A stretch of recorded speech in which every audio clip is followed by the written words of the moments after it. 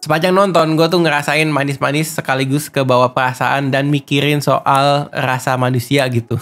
Karena film ini tuh ngomongin soal perjuangan cinta beda keyakinan. Aduh, ini gue baru aja selesai nonton film Komang ya, based on true story. Kisahnya Raim Laude dan Komang Ade Widiandari atau istrinya sampai saat ini gitu. Buat yang belum tahu ya, Raim Laude ini adalah seorang stand up comedian, pernah ikut kompetisi di tahun 2016-an. Tapi ternyata dia juga sangat suka musik, dia jadi seorang musisi, dia jadi seorang penulis lagu. Sampai pada akhirnya salah satu lagu dia yang diterbitin di tahun 2022 berjudul Komang itu booming ya, karena memang lirik dan isi dari lagunya tuh bener-bener ajit, ini bikin hati adem banget. Dan ya ternyata lagu ini tuh ditujukan untuk pujaan hatinya yang bernama Komang Ade gitu. Wah itu gila banget sih. Dan film ini tuh ngebahas, menceritakan kisah hidupnya mereka gitu, dari masa mudanya, dari saat remaja, pada saat mereka mulai jatuh cinta, dan obstacle apa atau tantangan apa yang harus mereka lalui berkaitan sama beda keyakinannya ini gitu. Tuh gue suka sama banyak treatment di dalam film ini, cara berceritanya, message yang di-deliver. Tapi walaupun harus jujur ya, ada beberapa adegan, ada beberapa bagian atau elemen dalam filmnya tuh yang gue ngerasa tuh belum kegali secara maksimal, terutama di babak pertengahan filmnya gitu. Jadi ya nggak apa-apa lah ya. Gue tuh tetap berhasil dibikin seneng sama film ini karena banyak sekali yang gue suka dan gue pengen bahas di video kali ini gitu. Oke, seperti biasa ya, kita ke sinopsisnya terlebih dahulu. Jadi ceritanya ada seorang bocah atau pemuda bernama Raim Laude yang jatuh cinta sama seorang cewek pendatang dari Bali ke Sulawesi bernama Komang Ade Widiandari gitu. Ketika mereka dipertemukan, mereka saling jatuh cinta satu sama lain, dan mereka tuh mulai masuk ke dunia atau hidupnya masing-masing. Ketika mereka masuk atau mengenal keluarga mereka lebih dalam, disitulah mereka mulai merasakan, iya ya, cinta kita ini yang beda keyakinan tuh gimana sih cara memperjuangkannya gitu. Kurang lebih seperti itu sinopsisnya. Gue pengen masuk ke poin pertama yang gue suka dari film ini ya. Gue tuh suka banget sama treatment di babak pertama sama babak akhir film ya. Oh my god, banyak banget dialog-dialog, banyak banget adegan-adegan yang dirancangnya tuh sederhana tapi ngena gitu. Gue suka di situ. Ketika di babak satunya harus mengenalkan siapa itu Raim Laude, siapa itu Komang Ade Widiandari atau Komang. Film ini tuh berhasil menyita perhatian gue dengan sangat cepat gitu. Jadi ini Raim, ini Komang, mereka saling jatuh cinta. Jatuh cintanya tuh gara-gara apa sih? Gara-gara saling gombal satu sama lain gitu. Raim dengan komedi dia. Dia kan punya bakat jadi seorang komedian, tapi pada saat masih muda tuh komedinya ya harus menurut gue bukan jelek, tapi belum mateng. Tapi ketidakmatangan komedinya ini bisa dibaca oleh si Komang. Komang tuh ngerti gitu komedinya dia. Jadi mereka tuh saling ketawa sih, tersipu malu satu sama lain gitu, kayak wah brengsek banget mereka mesra-mesraan di depan gua gitu sebagai penonton. Enggak, maksudnya brengsek in a good way, lucu jadinya. Gue seneng di situ gitu, kayak gemes jejeritan gara-gara gombalan-gombalannya tuh kayak nakal banget gombalannya. Ih gila, gue seneng di situ. Tapi walaupun pada saat mereka saling jatuh cinta, seakan-akan dunia tuh milik mereka berdua, ketika mereka tuh mulai kenalan sama keluarga satu sama lain, mereka tuh jadi kayak inget daratan. Kalian nih saling jatuh cinta tapi beda keyakinan gitu. Keluarga masing-masing tuh punya adatnya, punya kepercayaannya gitu. Ketika bisa nggak nih dicari titik tengahnya, bisa nggak nih diperjuangin gitu. Wah, maksudnya apalagi kita diperlihatkan adegan-adegan dialog-dialog ngomongin soal beda keyakinannya tuh serba ngena gitu. Gue gak pengen spoiler apa aja dialognya, tapi kurang lebih tuh kayak, oh kamu kalau doa sholat kiblatnya ke sana, kalau aku doa tuh arahnya ke sana gitu.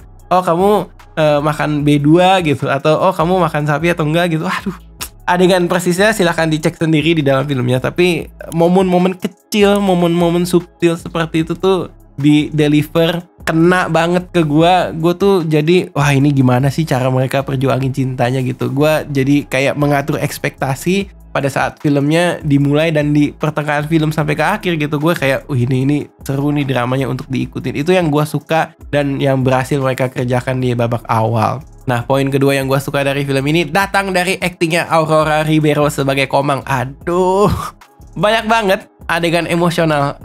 Kalian harus lihat aktingnya Mbak Aurora di sini. Gimana cara dia ngatur tarikan nafasnya gitu, karena ada satu set dialog yang panjang perubahan emosinya, campur aduknya seperti apa gitu. Jadi abis ngomong panjang, tahan nafas, tarik lagi nafasnya, keluarin lagi emosi, keluarin lagi dialognya gitu.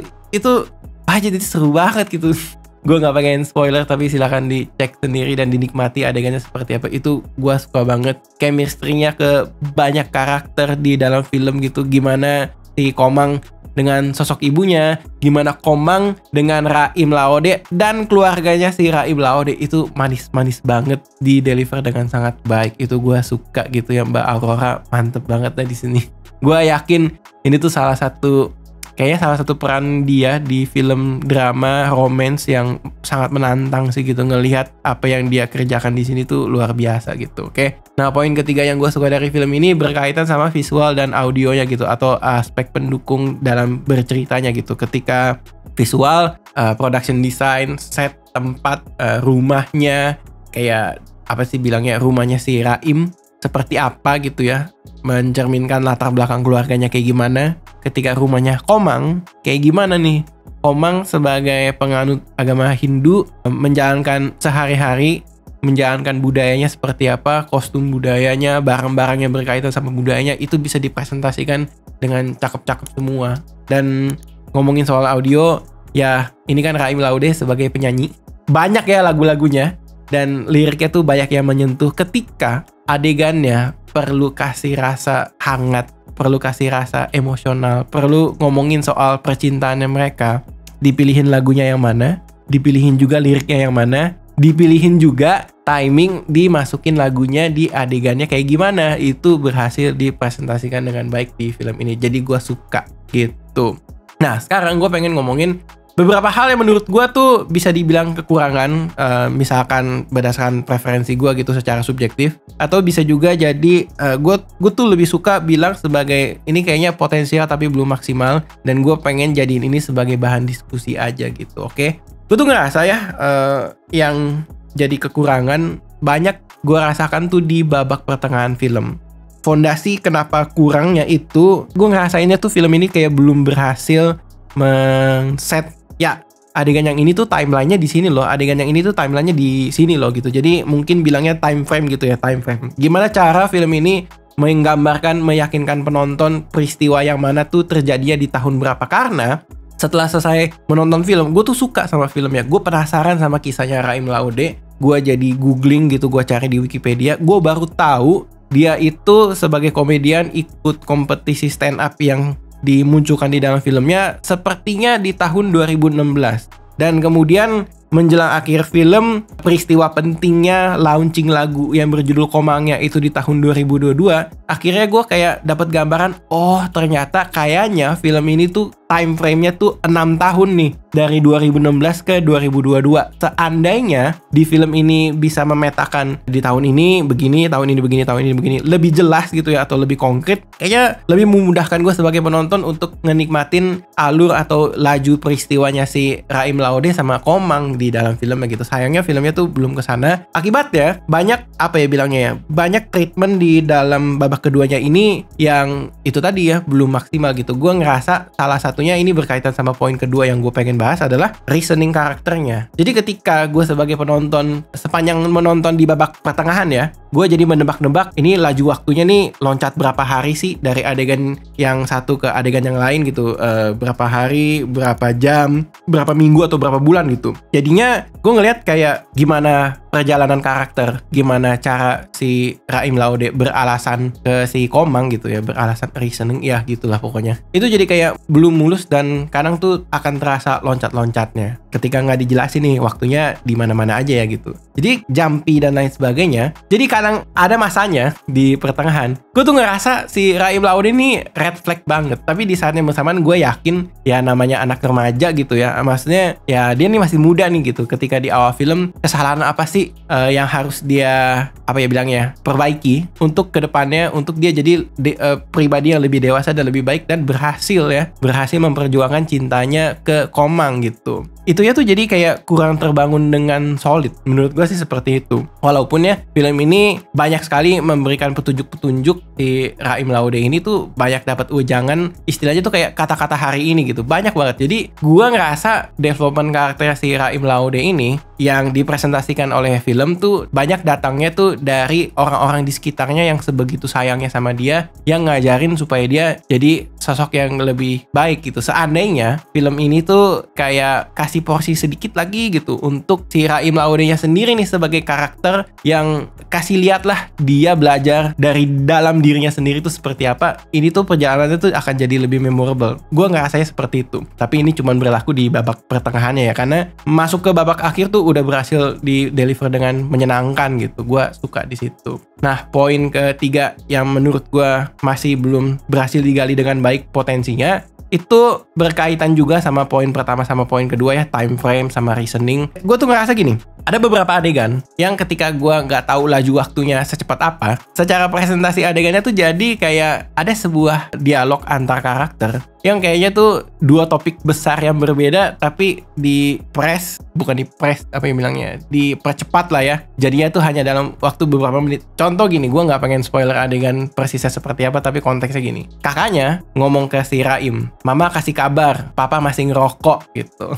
Ngerokok itu membahayakan kesehatan bapaknya. Berarti secara fungsi adegan bagus nih, ini tuh planting. Wah, kayaknya nanti bapaknya kenapa-napa berkaitan dengan rokok gitu. Ini nggak spoiler ya, karena based on true story. Tapi di dalam adegan filmnya, ngomong satu adegan ini hanya dalam jeda beberapa menit, bahkan tidak terlalu direspon oleh si Raim. Raimnya ini sedang bermain gitar, ditanya sama kakaknya, kamu ngapain? Aku lagi nyoba-nyoba nulis lagu gitu. Ini juga plantingan nih, jadi gue ngerti fungsi dialognya. Masing-masing tuh plantingan, masing-masing tuh persiapan untuk adegan selanjutnya di entah berantah kapan di dalam filmnya gitu nanti. Tapi pas adegan itu muncul, ketika tidak ada cut di tengah-tengahnya, gue tuh jadi kepikiran, mungkin gak sih kalau ngobrol topiknya seperti ini tuh kayak percakapannya berjaraknya cuma beberapa menit aja gitu. Gue ngerasa di situ, tapi ini tuh sangat minor sekali gitu. Gue gak mempermasalahkan terlalu gimana-gimana, cuman gue pengen ajak diskusi aja gitu. Dan kejadiannya tuh gak cuma satu kali yang seperti ini. Ada beberapa lah gitu. Jadi kayak percakapan Raim sama bapaknya, percakapan Komang sama ibunya, dan ada satu sosok laki-laki